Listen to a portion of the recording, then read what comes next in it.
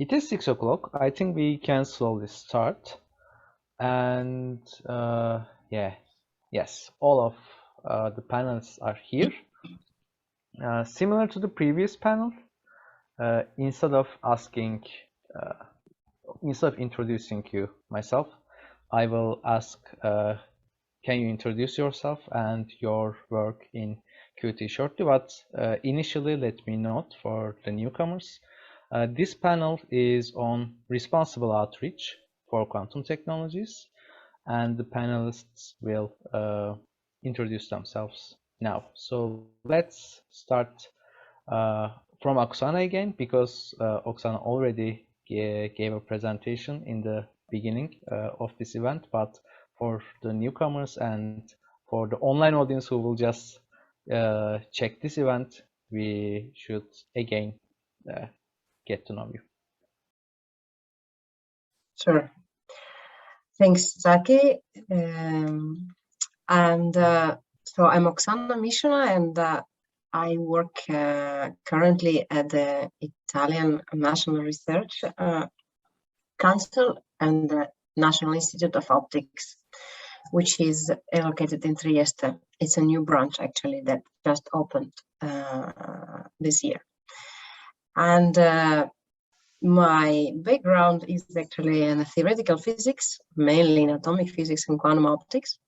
And I served most of my research past to experimentalists to model their experiments and to explain the results or predict new results. So I was mainly practically adapting theories for experiments.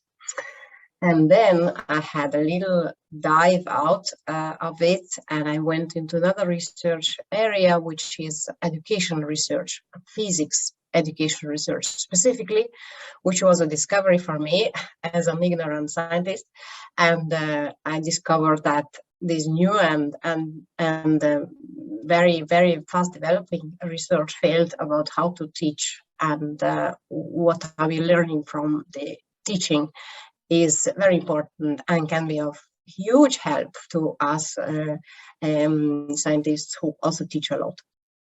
So practically, currently, I'm in the member of the QTEdu coordination and support section, and my main personal role there is to put together these two communities of education researchers and technology makers, researchers on quantum, to work together productively and to upgrade and foster further new creation of education and outreach programs. Thank you, Oksana. And let's continue with Fabio. Thank you, Zeki. And hi again to everyone. So I'm Fabio Scaffi-Muth, and I work for IBM Quantum, actually in this research lab, which is located in Zurich. It's an IBM research lab, but for IBM Quantum in a team that is called Quantum Community. And sometimes I think that this name needs a bit of a further explanation, because I think community is a bit only part of what we do, but we also work in education, in outreach, in workforce advocacy, in research advocacy, and of course community building, as well as creation of content and events. And I'm the team lead for these activities in Europe and in Africa. And as in this role, I also joined the QTEdu, and I work together with Carrie and Oksana and many others in several of these pilot programs, which I think are a very promising ground for cultivating and creating a bit this quantum ecosystem that is needed. And what we are going to discuss now. So I don't want to spoil anything, and so this is my short introduction. Thank you very much. And Carrie, let's continue with you. All right. So my name is Carrie Weidner. I'm currently an assistant professor at Aarhus University. In the next couple of months, I'll move to a lecturer position at the University of Bristol, where I hope to build my own group. I'm primarily trained as an experimental physicist, as you might notice from the laboratory that's behind me. cold atom physicist. So basically, I was one of those people that Oksana was working with. Well, I wasn't actually, but that same type of person. So you know, I tell my mother that I shoot lasers at cold things for a living, and that's pretty much the case. But I've also done a bit of physics education research, and I've worked a bit with the QTEdu group.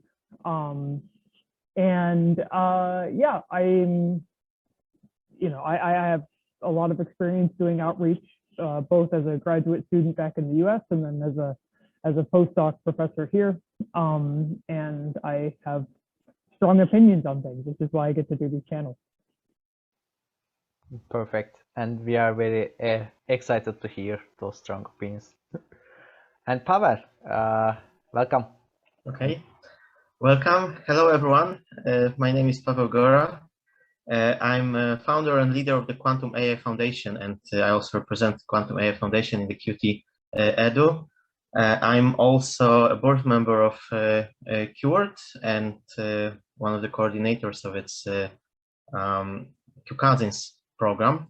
So the goals of QWORD and Quantum AI Foundation are similar. So our goals are to build and support the quantum computing ecosystem, support collaboration, research, and especially education in quantum computing.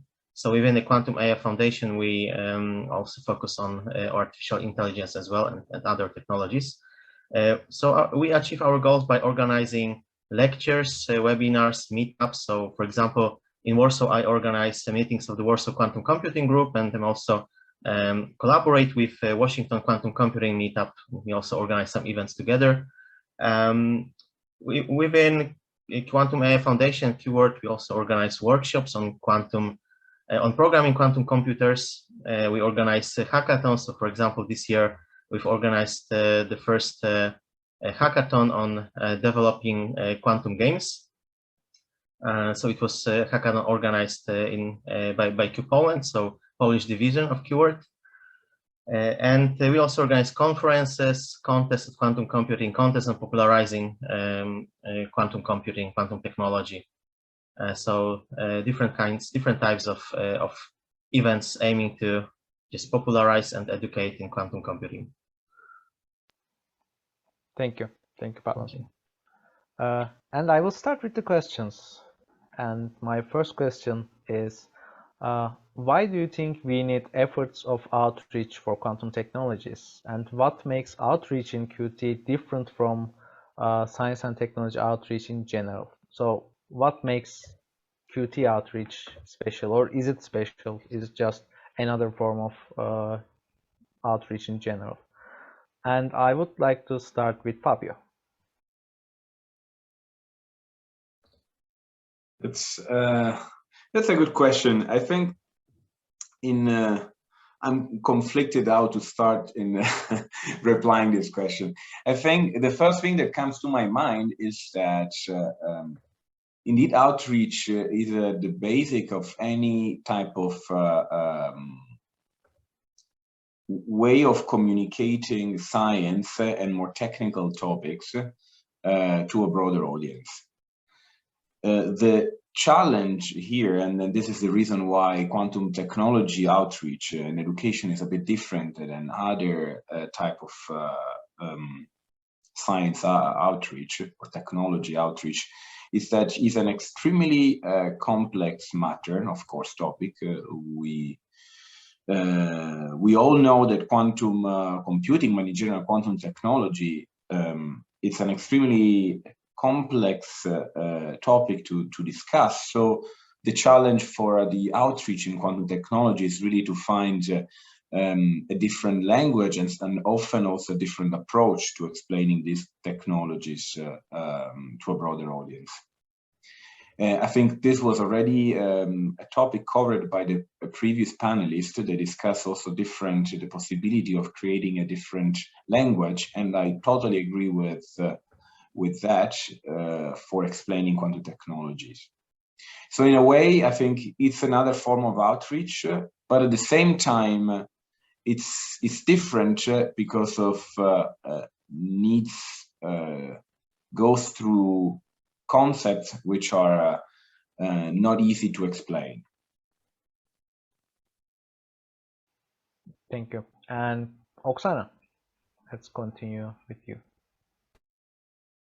I'm so happy that Fabio put this out first. So it means that I can add other things, because there are just so many things that come in mind with this question. So I like to start from the second part, what is different for quantum technology. And I think the part is that a part of the fact of science part, which I think Fabio touched very well, is that it's a very diverse thing.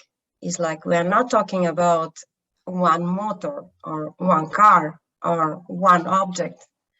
There is a lot of lines along which quantum knowledge gives advantage to already existing technologies. So this is a big challenge, because for example, how do we get sure that we talk enough about all technologies and do not pop up one of the other? But I think we might resonate this back in the next in the further discussion. So this is the diversity point. So that, from my point of view, is rather special. But seems like it was actually quite similar with the nano part, which we had just before, that it was also applied everywhere, and then the storylines are practically, you can borrow them from many fields to talk. And then why it is important to talk about this, to have an outreach in quantum technology? Well, I think personally that technology here is the word that makes outreach about science much more appealing. So once you attach it to social impact and as we heard already before, to things that touch you in your daily life, then it's immediately much more interesting what is the science behind it. And then through the path of technology, you start to suddenly amaze people about quantum teleportation concept and entanglement concept and other concepts of quantum. So I think that it's important to profit of technology that is building to actually empower our curiosity in general. At this moment, it's just empowering people with knowledge that might be applied in different contexts of their life as well. Thank you. And Pavel? Hey, thanks. So why the outreach is important? So on top of what Fabio and Oksana has said, maybe I can also emphasize that so quantum computing technology is emerging technology, right? And similarly, as in case of other emerging technologies, in order to make it grow and to enable further development, you need experts. And also you need people who are really skilled in this technology. And at the same time, since it's emerging technology, then there are not that many people with a sufficient knowledge available.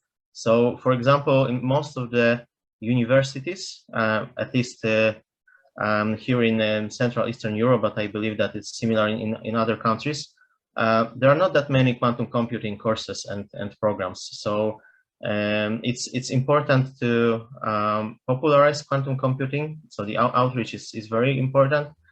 So this is also one of the reasons why I personally decided to start organizing meetups of Warsaw Quantum Computing Group, and later, together with other researchers, we decided to start the QWORD initiative as well. And also how it's different. So I think that's similar as Fabio said. So it's not easy to explain it to other people due to the reason that also Oksana mentioned, that it requires quite good background from different domains. So it's an interdisciplinary field because it requires some background in math, computer science, and physics. I believe that it's more difficult than in cases of many other technologies, many other emerging technologies. Thank you. And Carrie? Yeah, so I think a lot of really interesting things have already been said, and so I won't, reiterate, but absolutely listen to these other intelligent people that spoke before me. For me, I'll just start with the first part of the question. Outreach to me means many things, but a big part of it is to inspire. I've often felt that I have sort of a moral obligation to do outreach because I love what I do. And if I can get somebody who's, 6 to 8 to 16 to 26 to 66 years old to say, wow, that's really cool. And maybe they're inspired to learn more about it. Then that to me is a win, even if they never become a card-carrying quantum physicist. Because really, in what they call the second quantum revolution, there's space for people who aren't card-carrying quantum physicists to make a difference. There are even quantum art projects. They're incredible. I think QPlay Learn is doing a lot there. And so, it's that inspiration, because the inspiration drives maybe not necessarily literacy, but awareness. And being aware of science and scientific developments, I think, is really key to pushing civilization forward, especially given the challenges that we face, like global pandemics or, climate change. Not saying that quantum will solve these things, because it probably won't, at least not in the immediate future. But it's that kind of mindset. Now, what makes quantum particularly different? I honestly don't know how much I can speak to that, because I've really only done quantum outreach. I've done some physics outreach, but I honestly don't know what it takes to do biology outreach, or let's draw on current events, outreach for getting people to accept vaccines. But I think that just part of it is just making people aware of the social implications, as has been said. And the implications, getting people excited about quantum teleportation, but also in the same note, saying that quantum teleportation doesn't mean that I can't just teleport across an ocean. As nice as that would be, let me tell you, given that how jet lagged I am right now. Thank you. If you let me, I would like to comment a couple of things, because I find Yeah, of course, this discussion is going in an interesting direction. In particular, I want to pick something that Oksana said before about the word technology, and how this word in principle could help for attracting more people, because it makes it more real, more concrete. On the other side, I think the quantum physics, or quantum technology in general, has already a sort of mystery aura, like some sort of science fiction topics and science fiction word that sometimes pops up in movies and in another context. So I think in that sense, this actually brings me to 2 points. One point is the word technology, I think, in the case of quantum, may not be so helpful for the general public, because the general public is attracted by this aura of mystery behind quantum, and they probably already heard at least the word. But the technology part could make it more attractive for business, or people that actually have to invest, for example, investors or companies.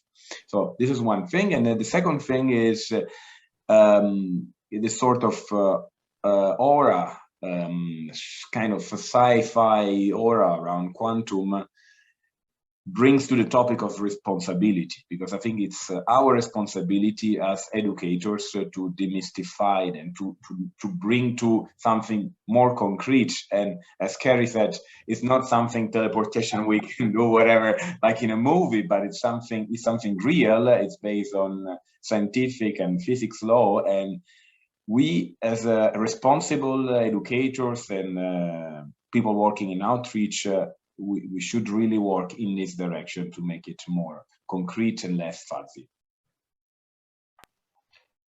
Thank you, Fabio. And I think that is a great way to start our second round of questions, and which is let's start with Carrie on this one. What do you think responsibility means in terms of outreach for quantum technologies? That's a really good question, and kind of the point of the panel, I guess. So it means a lot of different things, but when I first thought about what this question meant, it was really, what does responsibility mean in terms of what you're telling people? And so it's not just, you know, lying to them, you know, telling them something that isn't true, but making sure that you're meeting them at the level that they're at. You know, if I've given lab tours to all kinds of different populations, and I talk to a 6-year-old, of course, differently than I talk to a 13-year-old, differently than I talk to, you know, a apparently very tall 60-year-old. So and also, you know, I talk very differently to somebody who has a PhD in biology than to somebody who, you know, is in a kindergarten. And so you have the responsibility to meet people at their level. And this is, I think, a little bit different than what people usually think about responsibility. But it's very important because it's how you get your message across. Because then you have the responsibility to, you know, not oversell quantum, which I think there's a lot of risk for. To say, you know, that there's a lot of potential here with quantum technology, but that it's not going to save the world unless, you know, we really have to, you know, there's a long way to go before it can, you know, save the world. And that's not to say that we can't and shouldn't dream. But that, you know, I think that's really what I mean, to just sort of wrap this up and let other people say their piece. You know, meet people at their level, and you can get exciting and cool science across without overselling things. And so keep their temper their expectations. Thank you. And let's continue with Pavel. Okay. So I agree with both Fabio and Carrie. What I can add. So the responsibility is, first of all, responsibility for academics, for researchers and educators is to engage in outreach, for example, right? Educate people and try to demystify quantum computing technology, but in a proper way. So just to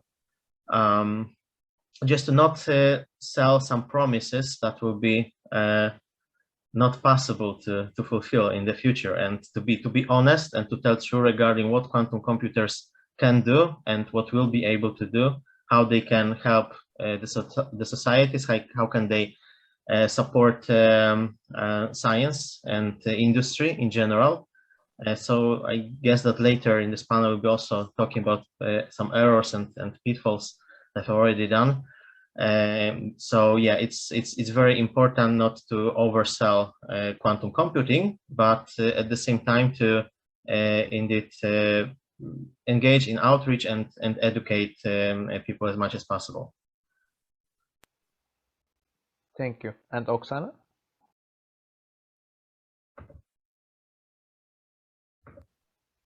Oksana? Sorry, I had a drop in the line. Okay. Do you hear me well? Yes. Mm-hmm. Okay, this is really hard to add more. This question is very tricky. I find that there is something I feel from my personal being an outreach, I'm doing outreach myself, but also from a larger perspective on it, also influenced by the previous discussion. So I'd like to come back to the diversity part. I think it is our responsibility when we just talk about our quick session with the person in front of us about fascinating things, which topics we bring to them in terms of applications and and technology, actually, not science, but application and technology, because we are shaping, as we were talking previously, we are shaping the attitude in this way. So even if we are talking about something that is not there yet, or something that is there yet, by saying our words, this is how they perceive this technology. So I think our responsibility is to be sure that we do not overestimate or underestimate some fields. Again, I'm really much an advocate of pushing farther forward sensing, for example. That is very, very important for all the other technologies, by the way, because without sensing, we will have hard problems to progress further in other technologies. So they are all interconnected. And regarding, like, if we want to engage people at talents in the future development of the technologies, so more diversity in what we talk. Yeah, this is something I'd like to add. Thank you. And finally, again, Fabio, I know you already mentioned a couple of things on this topic, but are there things that you would like to add? When you mention the responsible way of responsibility in quantum technology, education, and outreach, I was exactly thinking about diversity. I was thinking about reducing the hype and diversity also in the target audience, what Carrie mentioned. So exactly the 3 points covered by the other panelists. Everything has been already mentioned. I just maybe want to, then I will just highlight what Oksana just mentioned, because I think it's extremely important, pointing towards diversity and being inclusive in whatever kind of science communication. This is not just, of course, quantum type of communication, quantum education, quantum outreach, but in general, being more inclusive and pointing towards diversity, in particular in scientific disciplines that are often overpopulated by males and less by women. So I think in this case, it should be really, we should really point towards diversity and openness of this community. Also because it's in our hands, and then again, it's our responsibility to be inclusive. Thank you. And now let's continue with the next question, which Pavel just mentioned a little bit. What are some of the pitfalls or errors that you encounter in current activities by the quantum community regarding outreach, of course? So what are we doing, or what is the quantum community doing wrong, at least sometimes,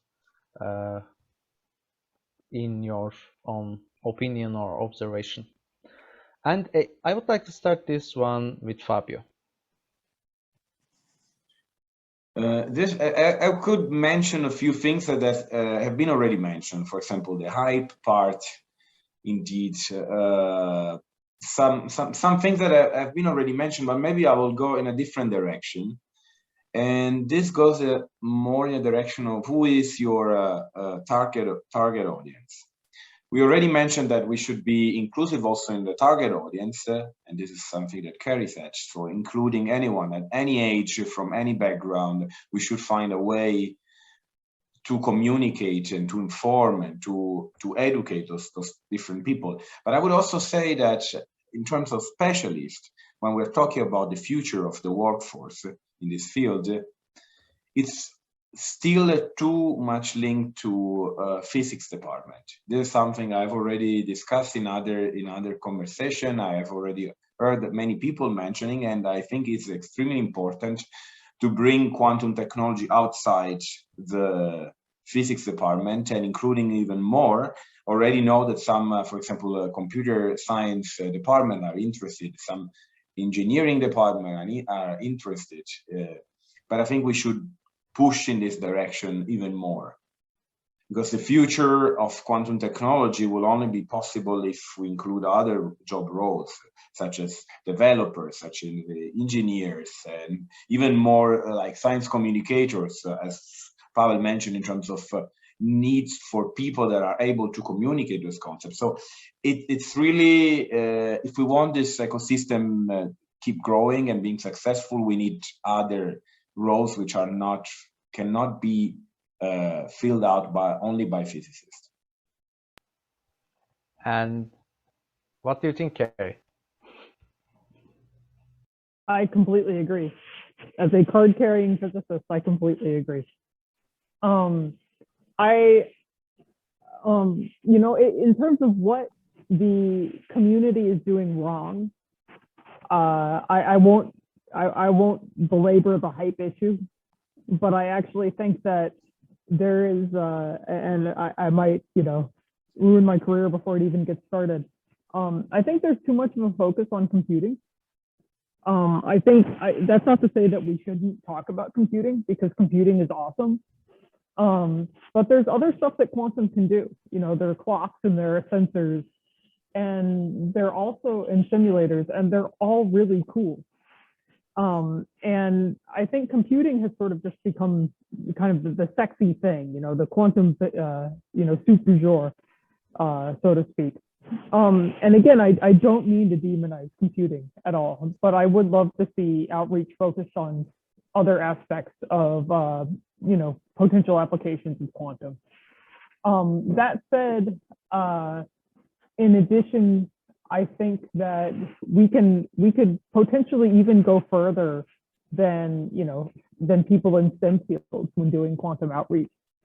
And, you know, let's reach out to the folks in the humanities, because I think that there's a lot to, quantum outreach doesn't necessarily mean quantum recruitment, you know, and it can mean quantum awareness, and getting somebody who's a trained, you know, I'm even finding myself focusing on academic fields, but, you know, getting the guy that you know, fixes your kitchen sink to think that quantum is cool, that's awesome, you know. And so I think that there can be a lot of effort put out there to the general public that isn't necessarily. Thank you, Carrie. And Pavel, I know you want to say something on this topic. Yes. Yeah, so I also think, similarly to Fabio, I guess that the hype of quantum is probably one of the biggest issues, and maybe also beside the hype and just overselling quantum computing, also spreading some fake news about quantum technology and what quantum technology can do.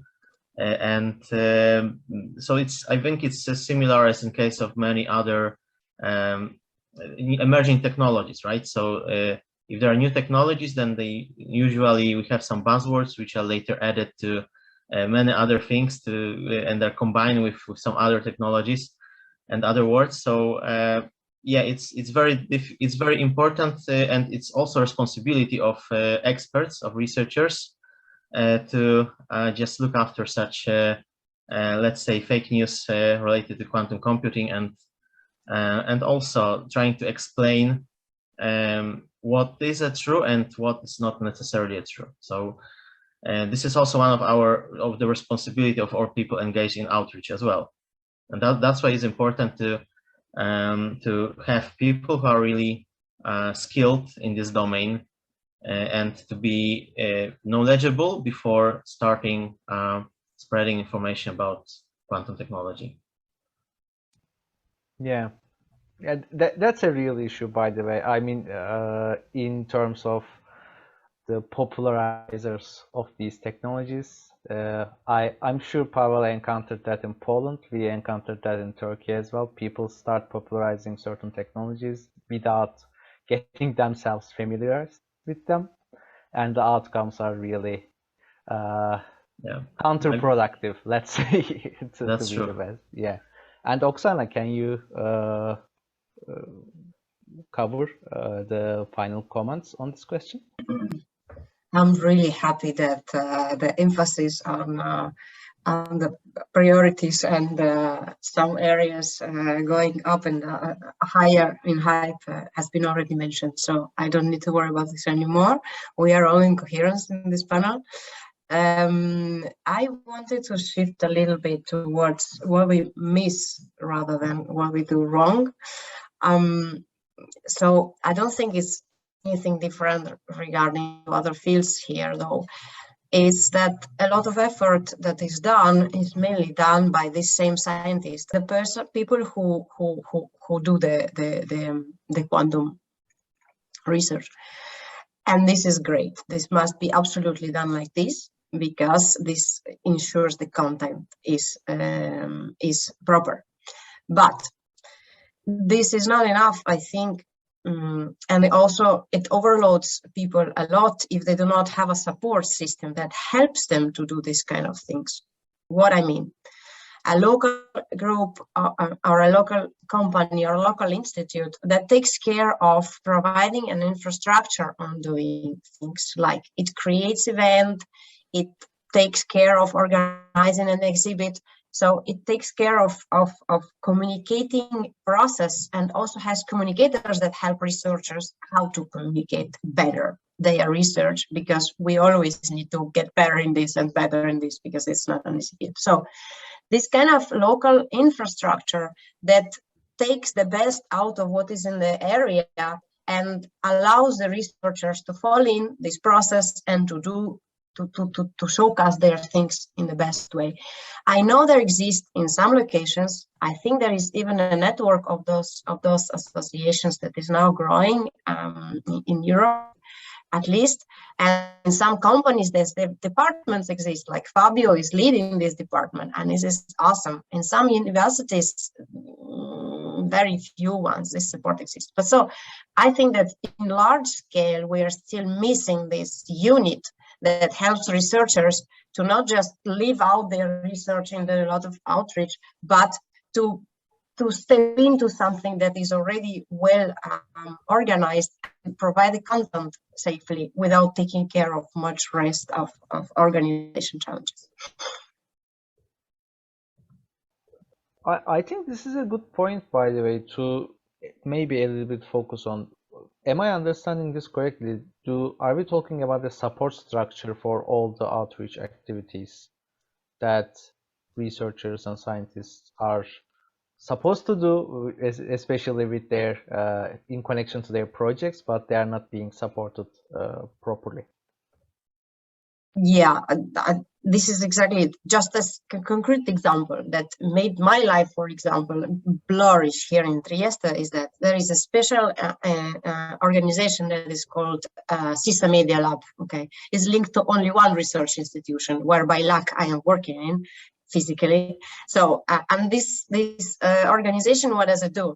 It set up a program or a framework. Let's say, okay, we are going to make as seminars for school pupils, and they develop a line. Okay, there's going to be a game with people, guess who, then there's going to be a seminar, then there's going to be. So they made a framework, they connect themselves to schools, and then they say, okay, researchers, hi, do you want to say something? Do you want to present? Do you want to participate in the game? So they offer you what to do, and then you just put your input there in this concrete structure where already the spectators are ready for you. So you do not need to worry about programming, organizing all these scenarios. You just need to worry about your content, and they also help you to revise it if you want. So they work with you to say, okay, this we get it, this we don't get it all. Maybe you modify this way. So this type of support and infrastructure, what I have in mind. Thank you for making it more explicit. And I mean, just to say explicitly, I've worked in many countries and in many institutions, and it's the first time I meet it there for me. So I know for sure that it's not a widespread practice. It exists, and it's extremely valuable for researchers, I think.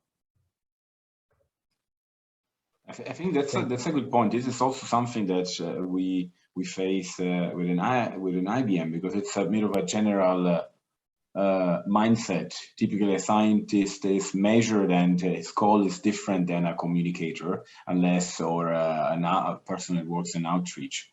So having that type of infrastructure helps, but still you would face the challenge of sort of putting together people that have different, they are measured on different things, but with different metrics. Thank you, Fabio. And in connection with Peter's questions, that I think they are very good questions. They are really in line with our next question. And the question is, who do you think should be the immediate audience of outreach for quantum technologies now, and why? And Peter is suggesting or asking whether certain groups, for example, engineers beyond the ones that make quantum computers, should they be an immediate audience for outreach? And so let's start with Carrie on this one. Who do you think should be? And I know that you think that it should be everyone, but you have to pick some groups. You're making me pick. I was going to say my answer is he shouldn't be. Yes. You know me too well. I think that Peter has a very good point. So population-wise, I think we should focus on students. But in terms of, if we move into industry, I think we should focus on educating folks, economists, chemists, engineers, folks that work in climate change.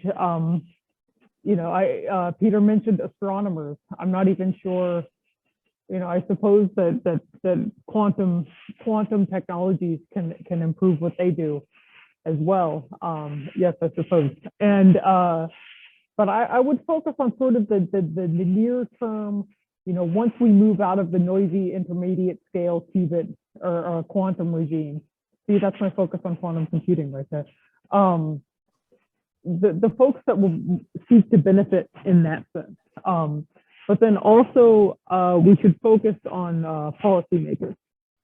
So there you go. Students, folks that work in industry that can be affected by sort of more than near-term quantum technologies, and then policymakers. That's where I would put my focus, other than everyone. Yeah, and everyone is also important. And Pavel, I think you were going to say something. Okay, good. So yeah, the short answer would be everyone indeed. But if you want to focus on a specific group, I believe that outreach directed to researchers, PhD students, and students in math and computer science, because as Fabio realized, most of the research and competences in quantum computing are now still in faculty departments, but there are not that many mathematicians and computer scientists involved yet, I believe, comparing to physicists. And at the same time, those people, so people with background in math and computer science, have very good background. They have already very good background, so it's not that difficult for them to start, so to get into the domain of quantum computing and start having immediate impact. So they can, so it's not, it would not be very big effort comparing to some other competences and to other fields to just start becoming experts and having great impact on the whole domain, on the development of quantum computing technology. So if I have to select one group, then probably it would be researchers and students, PhD students in math and computer science. Thank you. And let's continue with Oksana, because I know that you look beyond quantum computing in terms of quantum technologies. We are getting to the end, so I can have no time to speak for long. but I found a way how to not choose one. So by adding another level. So I think it depends of what you want to achieve. All right, so if we want to achieve workforce, so if we want to achieve people who will apply for jobs to Fabio's company tomorrow, or to another job company that really needs people, because we hear about them a lot from Marcelli and others, that there are companies that desperately cannot find people for their creating their technologies. So if you want to do this, one needs to do outreach to students, and even more important today, PhD students, because this is the kind of qualification that is required today for quantum jobs, and even postdoctoral researchers. So this is if you want to do a workforce. Tomorrow you want them to appear. If you want instead,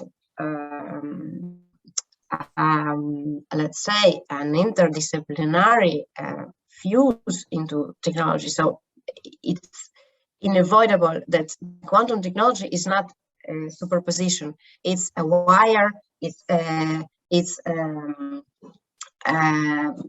don't know. It's a lot of techniques and physical things that are now quantum around all this quantum technology. So you cannot go further without creative and interesting discussion with people from that areas. So it's experts in other areas. If you need users of your technology, which today are B2B, it's not public, it's B2B users. So then you need to go to the users and explain them that he's coming this, and open your mind, open your eyes, because we're going to offer you something that will boost you. So here we go. Then all what we want to do, me and Carrie and all we were speaking about in the beginning, like school and so on and so far, goes to the next level, because this is the in 5 years the same people that I just named, they are in 5 years there. So you may start at that point, but it's another point. But still, I come back to my preferred thing. So after we close, or we can do all it in parallel, because each of us is interested in its own way of doing things. So this is the beautiful part. So we actually don't need to choose.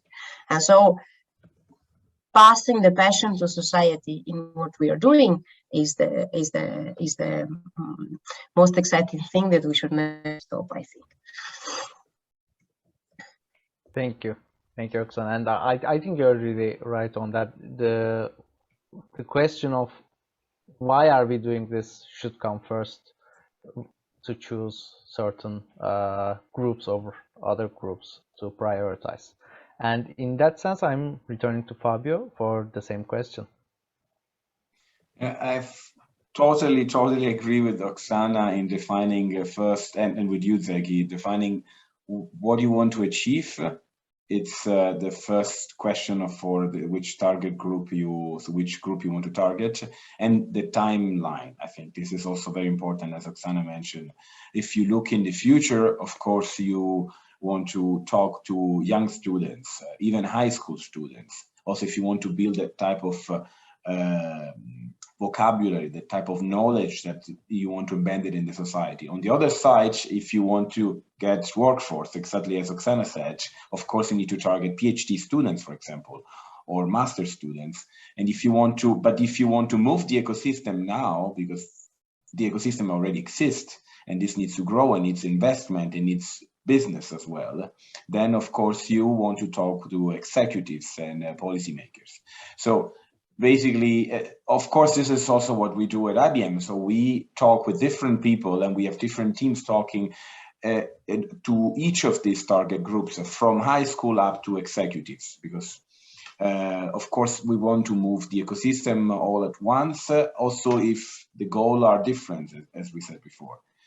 And I want to add another comment on the previous topic, which was the one on different skills and different roles for pushing forward for this ecosystem. I want to make the example of the developers that are needed. Again, for quantum computing, of course, because this is my topic, but I can imagine that it's a similar example for other quantum technologies. But for quantum computing, let's take the case of a developer. So for developing a full stack software that programs a quantum computer, you need several layers. So imagine this as a sort of concentric shell. At the very core, you have a programming language that needs to speak with the chip. This programming language, doesn't require any quantum knowledge. The developer doesn't need to know any Hamiltonian. Doesn't need to know a wave function. He needs to know the code and how to talk to the chip. Then on the outer shell, as soon as you get closer to the algorithms, the application, then you have the developer that needs a bit of quantum computing, and then at the very outer shell, you go to the user of this. So it has to be an expert in quantum computing or quantum optimization algorithm. So you need the full stack. So in order to create a full stack, you need different roles. So the first type of developer, it doesn't even need quantum computing. Of course, needs a sort of training to understand the language and to talk to the other people that are working on the different levels of the software stack. But the core competencies are not quantum. And this is why I agree with Pavel and everyone in this, that we should really include other type of role and target different departments as well. Okay, thanks. And does anyone want to comment on anything before we move to the final question? And I think Peter also has a question. Okay, interesting that you organize outreach towards chemistry. Are there challenges in reaching the chemistry people? Do they easily understand the possibilities quantum algorithms can offer? I think this is an important question. Maybe we can spend just a couple of minutes on this. Are you encountering any resistance when you try to introduce quantum technologies, and particularly quantum computing, to the audiences outside of physics? And I know that even within physics there is some resistance from time to time, but as far as I know, for example, if you go to engineering departments to introduce quantum technologies, just until a couple of years ago, nobody was taking you seriously in most of the world. So this is an open question, anyone can answer. So perhaps I start very briefly. I think there is some resistance, and indeed it's natural, right? So it's something new, and that wants to somehow maybe support, but sometimes replace what has been done previously, and so naturally there is a certain resistance. On the other side, I think we are moving the first steps in this direction. As for chemistry, because I mentioned that we are participating, for example, in the American Chemist Society meetings or in other conferences organized by chemists. So there is an initial interest and there is for sure some resistance, but I don't think it's an incompatible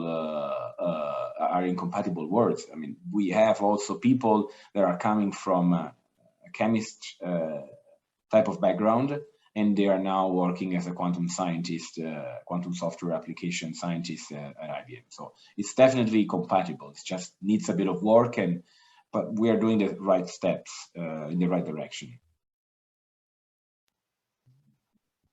Thank you. Anyone else who likes to comment on this? Sorry, go. Oksana. No. So, apologies. I didn't hear. Okay, I'll just be quick. One thing about chemists is that they do get some background in quantum, and so it's less of a jump than one might think. You know, it's not a huge background in quantum, but a lot of chemistry, I mean, is quantum, and so chemists, you know, are not super, you know, it's not like starting from zero. Likewise, you know, economists and engineers get a lot of math. But what I'm curious about is you know, getting the how do you get a you know, an artist to understand quantum or something like that? So where the jump becomes larger. That's all I've got to say. Oksana?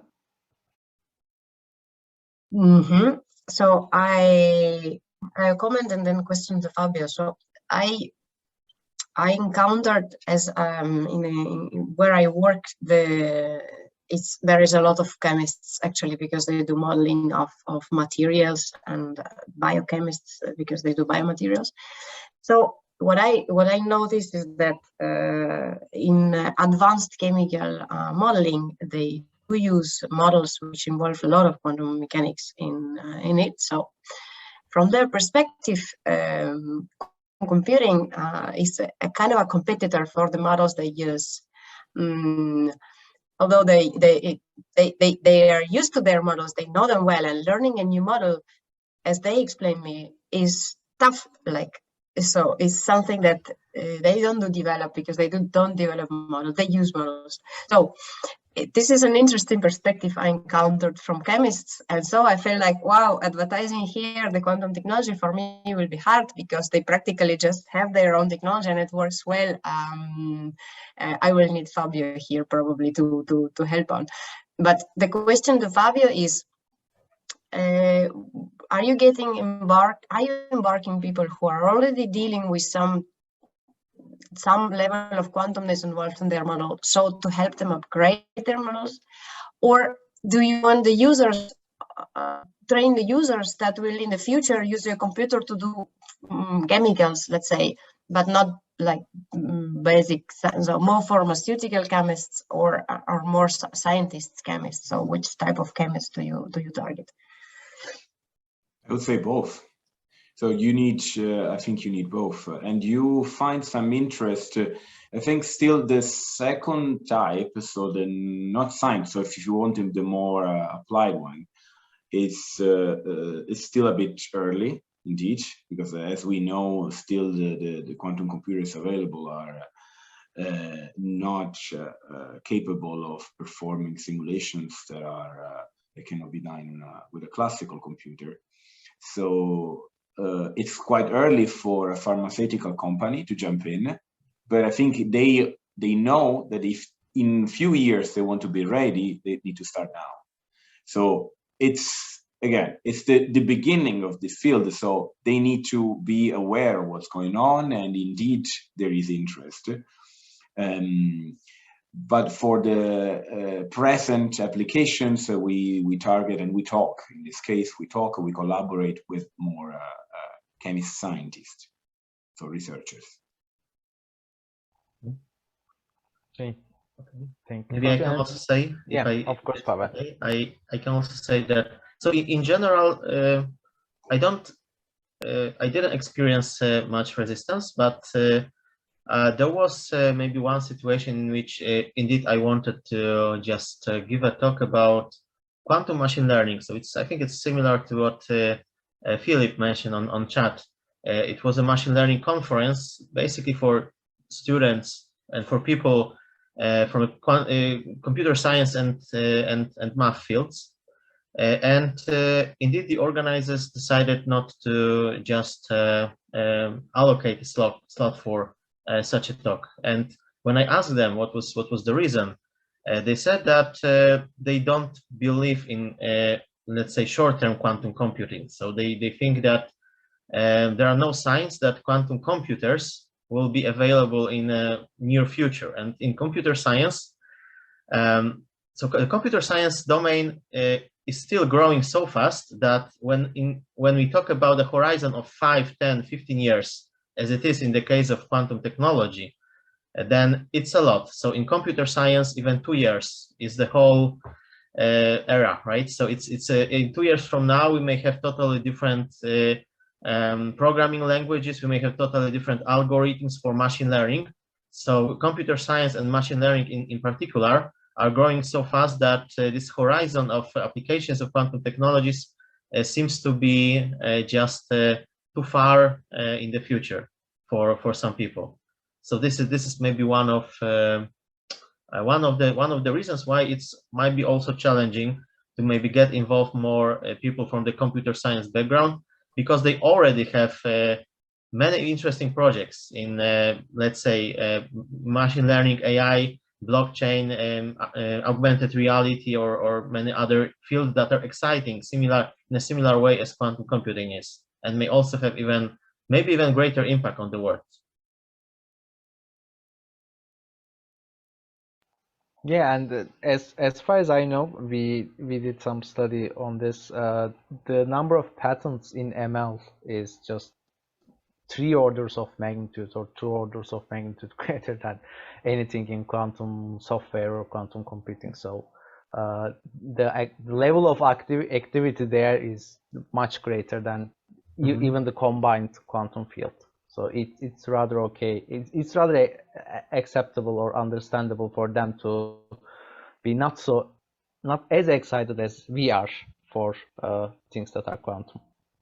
I know that Fabio and Carrie would need to leave us soon, so I would like to give them a chance to give their closing statements or final statements. So let's start with Carrie and then continue with Fabio.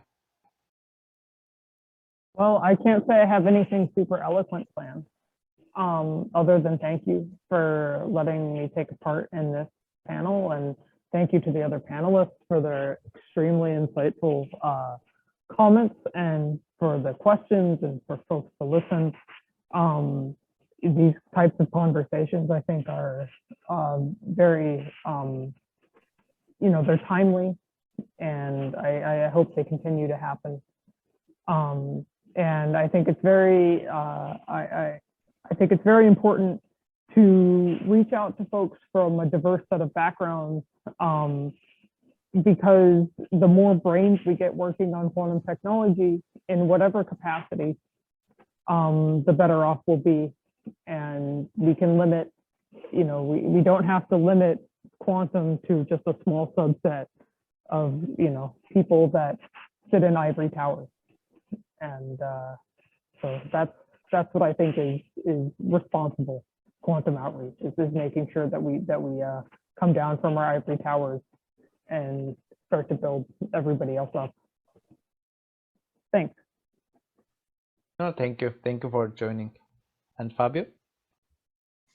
Yeah, as a sort of follow-up of what Carrie said, which I fully agree. I want to stress again the diversity, not only in terms of background, but in terms of anything. So in terms of for the workforce in the future, we want to be diverse. We want to have a diverse workforce in terms of topics, in terms of background, in terms of age range, in terms of departments or target audiences. So this should be really a matter of being responsible as educators and people working in outreach.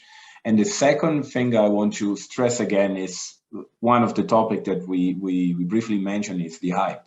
Again, if I think about quantum technology and responsibility, it's our responsibility to not increase this hype, because it can only damage. It will come back as soon as anyone promises something that will not be delivered. Will only come back in a non-negative comment somewhere else. So these two, I think, are the major responsibilities.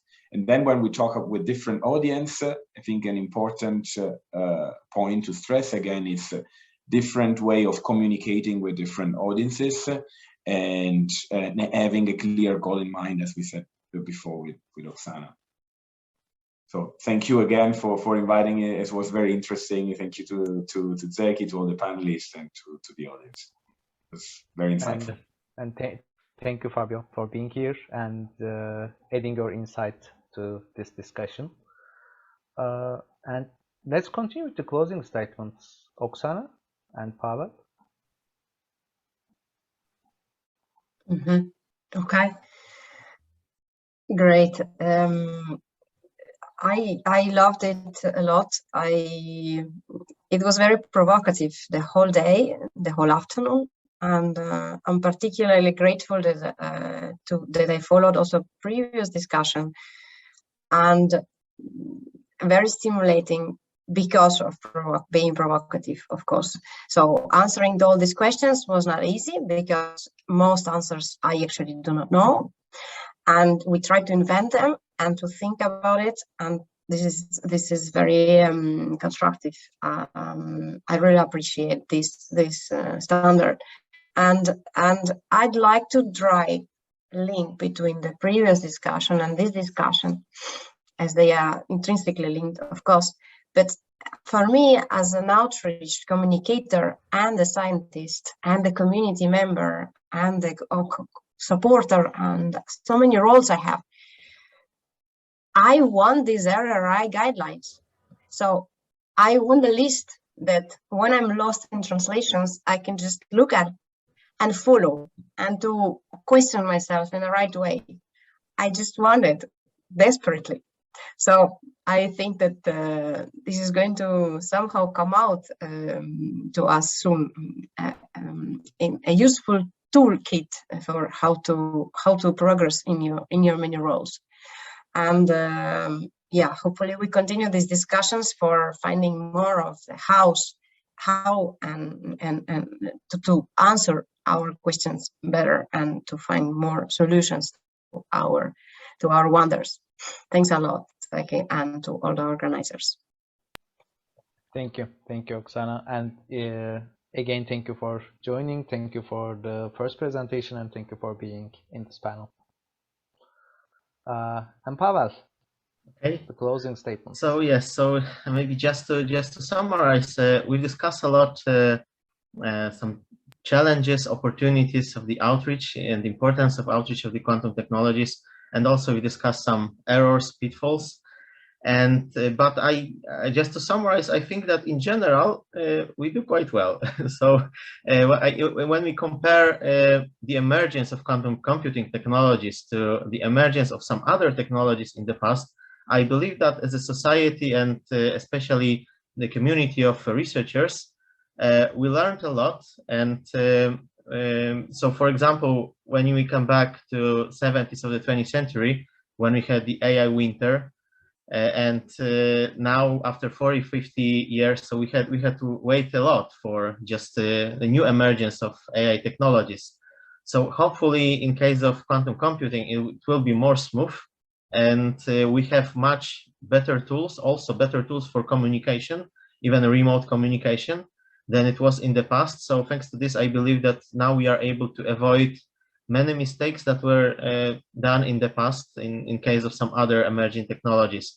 So in general, I believe that we are doing quite well, but of course there is a room for improvement, and we've already discussed what are some pitfalls, errors, and opportunities to just perform even better.